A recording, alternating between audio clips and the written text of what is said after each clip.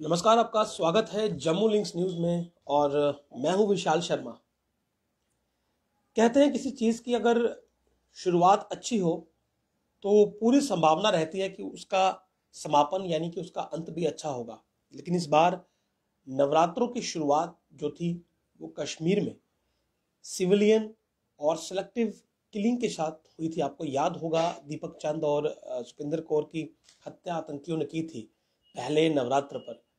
और ये शुरुआत बहुत मैं कहूँगा कि खराब थी।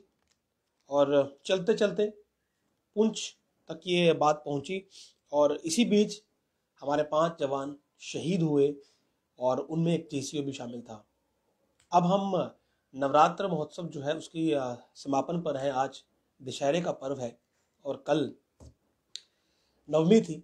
लेकिन अनफॉर्चुनेट खबर ये आई थी कि 2 और जवान उसी एनकाउंटर में शहीद हो गए, जिनमें एक जीसीओ और एक सैनिक शामिल था। हालांकि रात को सेना की तरफ से जो आधिकारिक बयान आया उसके मुताबिक ये गंभीर रूप से घायल थे यानी कि क्रिटिकली इंजर्ड थे। और एक उम्मीद की डोर उस समय शायद जगी कि शायद ये लोग जो है ये रिकवर कर जाएंगे, जल्दी स्वस्थ हो जाएं। और हालांकि जिस हिसाब से मैसेज था तो ये चीज़ कहीं ना कहीं क्लियर थी कि उनकी जो स्थिति है वो बेहतर नहीं है। लेकिन फिर भी उम्मीद पर दुनिया कायम है और उसी उम्मीद के सहारे हम लोग इंतज़ार में थे कि शायद कुछ अच्छी खबर आएगी। लेकिन अनफॉर्चुनेट ये है कि अब आधिकारिक तौर पर ये डिक्लेयर कर दिया गया है कि ये दोनों शहीद हो गए हैं। तो ये समापन जो हुआ ये भी अच्छा नहीं हुआ। 2 शहादत और हो गई और इसके साथ पुंछ में एनकाउंटर के दौरान शहीद होने वाले वीर सेनानियों की संख्या 7 हो गई है। 5 पहले थे और 2 अब हो गए हैं। और इन 7 में 2 जूनियर कमीशन ऑफिसर यानी कि जेसीओ शामिल हैं।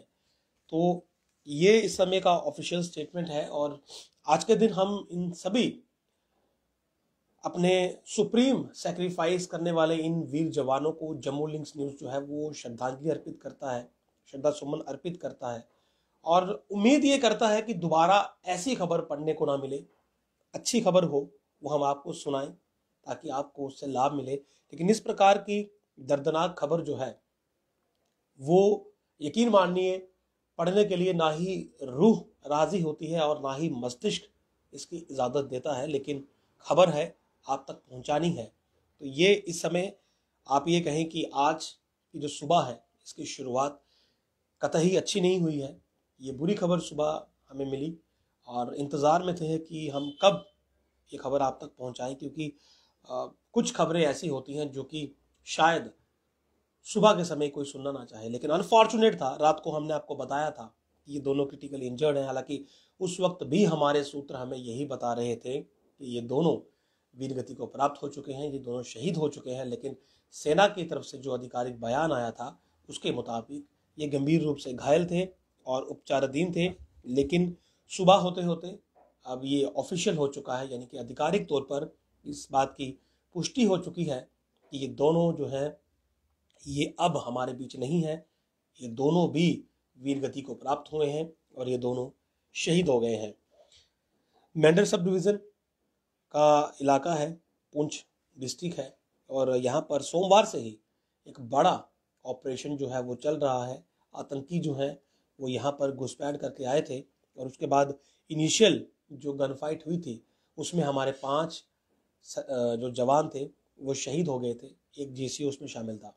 उसके बाद से ही हमारी हैवी कंसाइनमेंट वहाँ पर पहुंची। पूरे फॉरेस्ट में कॉर्डन एंड सर्च ऑपरेशन शुरू हुआ, तलाशी अभियान चलाया गया और ये कोशिश की गई कि छुपे हुए इन आतंकियों को जो है वो जल्द न्यूट्रलाइज किया जाए, ताकि ये सिविलियन एरियाज में जाकर जो है वो आम लोगों को निशाना ना बनाए या फिर अपने किसी नापाक मंसूबे में कामयाब ना हो जाएं। इसीलिए घने जंगल में प्रवेश कर हमारी सेनाएं इन आतंकियों की तलाश कर रही हैं। और इसी तलाश में जो है एक और कांटेक्ट जो था वो एस्टेब्लिश हुआ, कल हुआ। और इसी कांटेक्ट के दौरान आतंकी जो थे वो वहाँ किसी आड़ के ज़रिए फायर करने में कामयाब रहे और इसी फायरिंग में जो है वो ये 2 मतलब कि एक जेसीओ और एक जवान वहाँ पर शहीद हो गए। ये दो और शहादत जो थी वो कल हमारे वीर सैनिकों ने वहाँ पर दी। और अभी की बात करूँ तो मौजूदा समय में भी वहाँ पर हमारा कॉर्डन चल रहा है, हमारी सर्चिस जारी हैं और हम इसी कोशिश में हैं कि छुपे हुए इन आतंकियों को जल्द न्यूट्रलाइज किया जाए, ताकि जिस मंसूबे जिस प्लान के साथ ये लोग इस इलाके में दाखिल हुए हैं उसमें ये कामयाब ना हो पाए। जाहिर सी बात है, जो इनपुट्स मिल रही हैं, जिस प्रकार एनआईए कश्मीर में लगातार दबिश देकर आतंकियों की गिरफ्तारी कर रहा है, उनके जो एसोसिएट्स हैं उन्हें पकड़ रहा है, और जो इनपुट है कि जम्मू कश्मीर में एक वायलेंट टेरर एक्ट को जो है वो अंजाम देने की साजिश हो रही है, तो ऐसे में इन लोगों का पुंछ मेंढर में होना एक नॉर्मल बात नहीं हो सकती है, जिसे हम कैजुअली नहीं ले सकते हैं। और जिन डेंस फॉरेस्ट में ये लोग छुपे हुए हैं, ये आतंकी छुपे हुए हैं, वो फॉरेस्ट वो जंगल इतना घना है कि दिन के समय में भी रोशनी वहां पर पर्याप्त नहीं रहती है। तो ऐसे में चैलेंज बहुत बड़ा है, काफी टफ सिचुएशन में, काफी टफ आप ये कहें कि टेरेन भी कह लें, रफ वेदर कह लीजिए, इस सब के बीच आतंकियों की तलाश वहां पर करनी है, तो वो सब जो है वहां पर जारी है। लेकिन जो नुकसान यहाँ पर हमारा हुआ है इस बार, 7 हमारे वीर सैनिक जो है वो शहीद हुए हैं, ये कहीं ना कहीं काफ़ी ज़्यादा पीड़ादायक है। तो यही इस समय का अपडेट है कि ऑफिशियली जो है वो ये दोनों मार्टर जो हैं वो डिक्लेयर कर दिए गए हैं। रात के समय यही बताया गया था कि ये क्रिटिकली इंजर्ड हैं, यानी कि गंभीर रूप से घायल हैं, और जो एक उम्मीद की डोर थी रात को, वो इस समय टूट चुकी है, वो समाप्त हो चुकी है। और इस बार यही कहेंगे कि नवरात्र की जो शुरुआत हुई थी वो एक बुरी खबर के साथ हुई थी, और समापन भी जो है वो बुरी खबर के साथ ही हो रहा है। उम्मीद करेंगे कि माता रानी सब पर मेहर करे, सुख शांति रहे, सबकी परेशानियां जो है वो हरे। और आज दशहरा है, आप सबको हमारी तरफ से शुभकामनाएं हैं। लेकिन जो खबर मैं आपको इस समय सुना रहा हूं, आप यकीन मानिए मन इतना विचलित है कि शुभकामनाएं देते हुए भी जो है वो कहीं ना कहीं उन परिवारों का ख्याल मस्तिष्क में आ रहा है जिन्होंने आज इन वीर सैनिकों के रूप में अपनों को खोया है।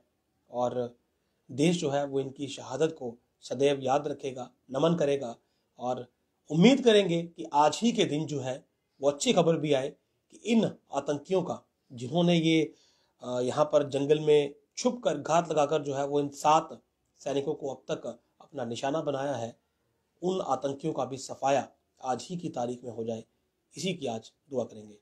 नमस्कार।